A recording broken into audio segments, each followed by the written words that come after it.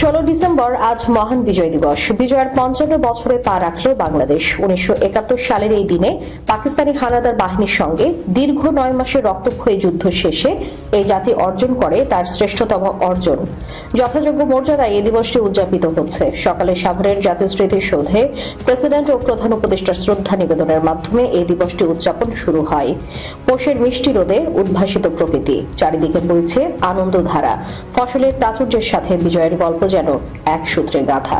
71-এর এমন দিনেই বাংলাদেশে স্পর্শ করেছিল মুক্তির মাইল ফলক। 55 বছরে বিজয়ের পরম্পরায় সাম্য প্রতিষ্ঠার ইশতেহার নিয়ে এগিয়ে যাওয়ার প্রত্যয় নতুন প্রজন্মের।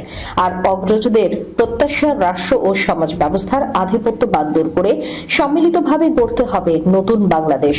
2024 সালের জুলাই আগস্টে ছাত্র জনতার আন্দোলনে শহীদরাও থাকছেন এবারের বিজয় উদযাপনে। 24-এর 5 আগস্ট শেখ হাসিনা সরকারের পতনের পর নতুন গণতান্ত্রিক, মানবিক ও বৈষম্যহীন এক মাতৃভূমি গড়ার প্রত্যাশা দেশের আপামর মানুষের।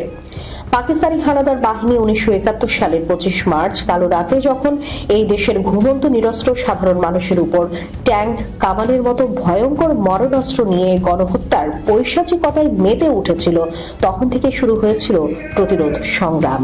সেই রাতে তৎকালীন মেজর জিয়াউর রহমানের ঘোষণায় দেশের স্বাধীনতার জন্য মুক্তিযুদ্ধে ঝাঁপিয়ে পড়েন দেশের ছাত্র, শিক্ষক, শ্রমিক, কৃষক সহ বিভিন্ন শ্রেণী পেশার মানুষ। তাদের ছিল না যুদ্ধের প্রশিক্ষণ, ছিল না কোনো উন্নত সমরাস্ত্র। সেই বীর সন্তানরা যুদ্ধের ময়দানে ছুটে গিয়েছিলেন শত্রুর মোকাবেলায়। জীবনের মায়া তাদের কাছে ছিল তুচ্ছ।